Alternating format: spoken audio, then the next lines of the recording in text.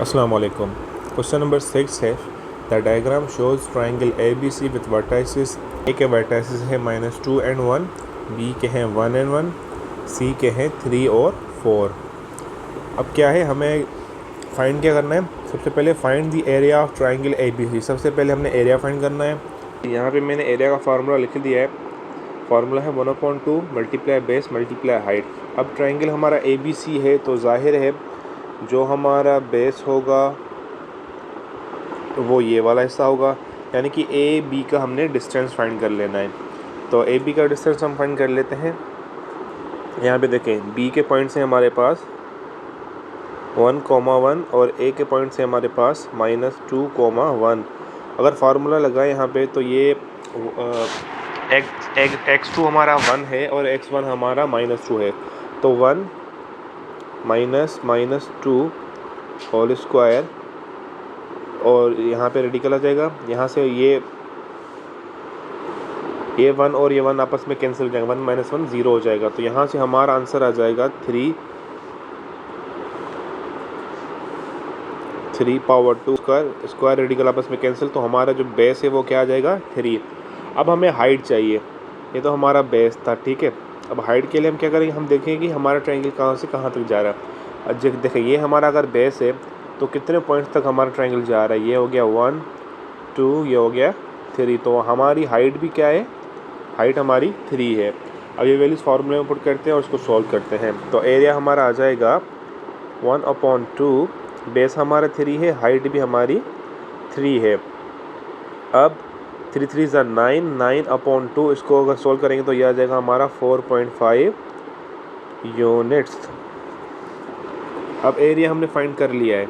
अब पार्ट 2 पे आ जाते हैं। Find the length of A C giving your answers correct to 2 decimal places. यानी कि ए सी यानी कि ये वाला डिस्टेंस हमने फाइंड करना है। लेंथ यानी कि डिस्टेंस, तो ये हमारा सेम डिस्टेंस फार्मूला से फाइंड होगा। तो इसको फाइंड कर लेते हैं। हमने ए और सी के कोऑर्डिनेट्स लिख लिए। अब हम डिस्टेंस फार्मूला फाइंड करेंगे। हमें पता है x2 - x1, तो ये हो जाएगा 3 - 2 whole square plus 4 - 1 whole square. इसको फर्दर सोल्व करेंगे तो यहाँ से ये आ जाएगा 3 माइनस इंटू माइनस, ये हो जाएगा प्लस 3 + 2 करेंगे तो आ जाएगा 5 स्क्वायर, प्लस 4 - 1 करेंगे तो आ जाएगा 3 स्क्वायर। अब इनको फर्दर सिंप्लीफाई करेंगे तो 5 का स्क्वायर होता है 24 प्लस 3 का होता है 9। 25 + 9 करेंगे तो ये आ जाएगा रेडिकल 34। अब रेडिकल 34 को जब हम सोल्व करेंगे तो हमारा आ जाएगा 5.83। अब उसने कहा था कि आपका जो आंसर है वो करेक्ट 2 डेसिमल प्लेसेस हो, तो ये हमारा 2 डेसिमल प्लेसेस तक आ चुका है।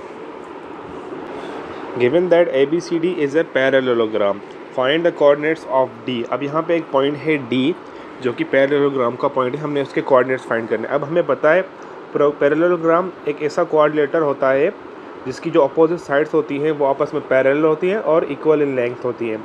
अपोजिट एंगल्स भी आपस में इक्वल्स होते हैं और डायगोनल्स भी आपस में कट करते हैं। ठीक है जी, मैं इसको ड्रॉ कर लेता हूँ। तो यहाँ से ये एक पॉइंट ड्रॉ होगा हमारा A से लेकर 4 तक और यहाँ से लेकर यहाँ तक। अब देखें, ये हमारा पैरेललोग्राम बन चुका है। D पॉइंट ज़ाहिर है यहाँ पे होगा। अब हमने इसके वर्टाइसिस फाइंड करने हैं। तो आप यहाँ से देख के बता सकते हो कि D के वर्टाइसिस क्या होंगे। अगर D हमारा y एक्सिस पे है तो यहाँ पे x की वैल्यू क्या होगी? 0 होगी। अब y की वैल्यू देखनी है तो ज़ाहिर है ये 4 पे है तो y की वैल्यू क्या होगी? 4। तो हमारे वर्टाइसिस हमें क्या मिल गए? D के 0 और 4। अब यहाँ से इसने एक और परपेंडिकुलर ड्रॉ कर दिया है जो कि इसको बाइसेक्ट कर रहा है। अब यहाँ से देखें, ये हमारा ट्रायंगल कुछ ऐसा बन गया। मैं आपको ड्रॉ करके दिखाता हूँ।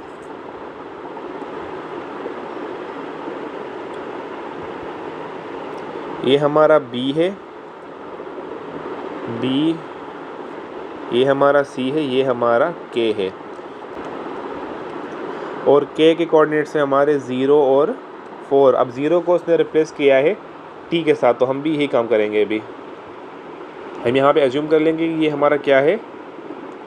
T है। तो अब हमने फाइंड क्या करना है? हमने all possible values of T find करनी है।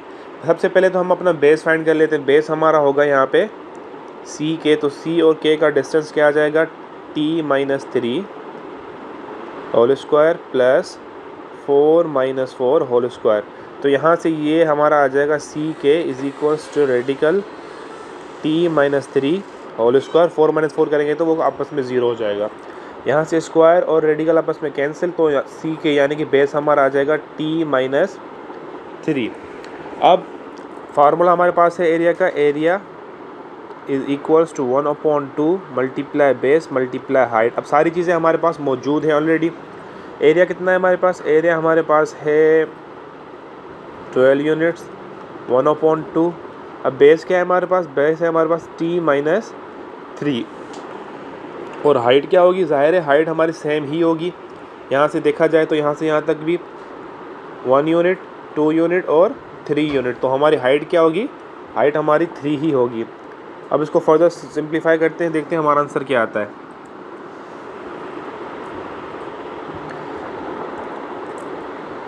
टू को वहाँ शिफ्ट कर देते हैं तो ये हो जाएगा 2 12 इज इक्वल्स टू, इनको आपस में मल्टीप्लाई करा लेंगे तो ये हो जाएगा 3t माइनस 9। फर्दर सिंप्लीफाई करेंगे 2 मल्टीप्लाई बाई 12 24 3t माइनस 9। अब 9 को वहाँ शिफ्ट कर देंगे तो ये हो जाएगा 3t as it is 24 plus 9, तो ये हमारा हो जाएगा 33। अब दोनों तरफ हम 3 से डिवाइड करवाएंगे तो यहाँ से t की वैल्यू आ जाएगी 11। अच्छा जी, अगर हम के सी का डिस्टेंस फाइंड करते तो हमारा क्या आता, ये भी तो हो सकता है ना, तो वो आ जाता हमारा 3 माइनस टी। अब बेस की जगह पे 3 माइनस टी रख के सोल्व करते हैं और देखते हैं हमारा आंसर क्या आता है, क्योंकि ये भी तो एक पॉसिबिलिटी है ना। चले जी, सेम फार्मूला, एरिया यानी कि 12 1/2, बेस हमारा क्या है, बेस हमारा देख लेते हैं, बेस हमारा बनेगा अभी 3 minus t multiply by 3। Okay जी, तो यहाँ से ये हो जाएगा 2 मल्टीप्लाई बाय 12 और ये बन जाएगा 3 3 9 माइनस 3t, तो यहाँ से आ जाएगा 24। 9 यहाँ प्लस हो रहा है, वहाँ जाके माइनस होगा, ये माइनस 3t। इसको फर्दर सिंप्लीफाई करेंगे तो हमारा आ जाएगा 15 आ जाएगा is equals to minus 3t। अब दोनों तरफ माइनस 3t हम डिवाइड कर देते तो क्या आता है, देखें -3 -3 से -3 कैंसिल, तो यहाँ पे आ जाएगा t is equals to minus. अब t के हमारे पास दो वैल्यूज़ आ चुकी है, कौन सी मैं यहाँ पे लिख लेता हूँ। एक तो t की वैल्यू आई -5 और दूसरी t की वैल्यू क्या आई थी हमारे पास 11, तो t की ये दो पॉसिबल वैल्यूज़ हैं।